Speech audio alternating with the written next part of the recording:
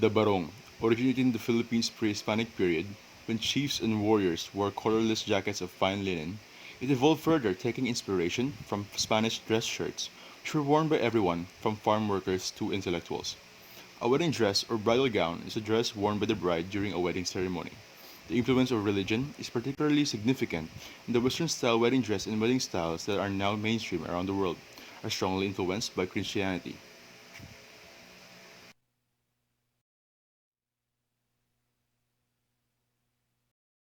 The Barong Tagalog, due to its age, the colors appeared to be lighter, but the piña-made textile tends to hold up and appears to be in great condition.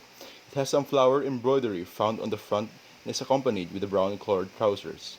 The Anglo-American inspired white wedding dress is made of soft silk with some beads and embroidery found on the upper part and has a ribbon design on the shoulders.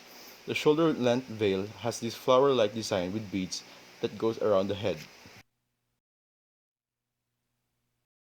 Chief Engineer Teodorico A. Amisqua, my grandfather, has a more traditional approach on things and is a conservative individual, which is why he preferred his wedding attire to be a barong Tagalog. Lolita A. Amisqua, my grandmother, a hard-working housewife with a caring and selfless personality. Arlene A. Laquian, my mother, a calm, hard-working medical technician who is currently working as a teacher at Central Philippine University.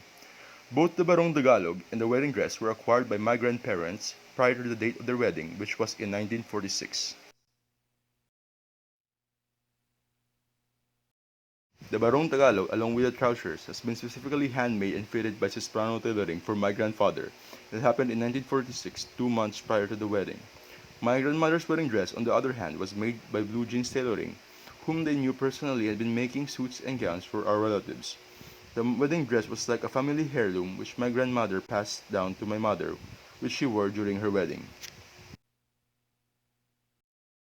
The source is proven reliable and authentic since both of my grandparents had owned the garments back then during that eventful time of their lives. They shared their wedding story to their children, which was then passed on to us grandchildren.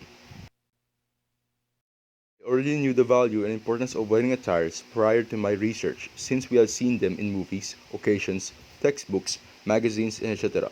Even at school, during Buwanang Wika, we were taught how these garments are essential in our culture. But I now just know how meaningful these garments are, especially to the people who wore them during an unforgettable event in their lives.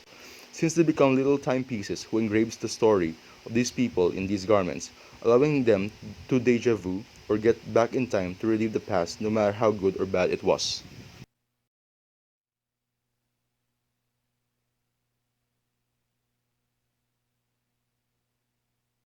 The dress that my grandmother wore was an Anglo-American inspired dress and she chose that rather than the traditional formal Maria Clara gown since they got married right after World War II, and given it was the boom of Americanization here in the Philippines.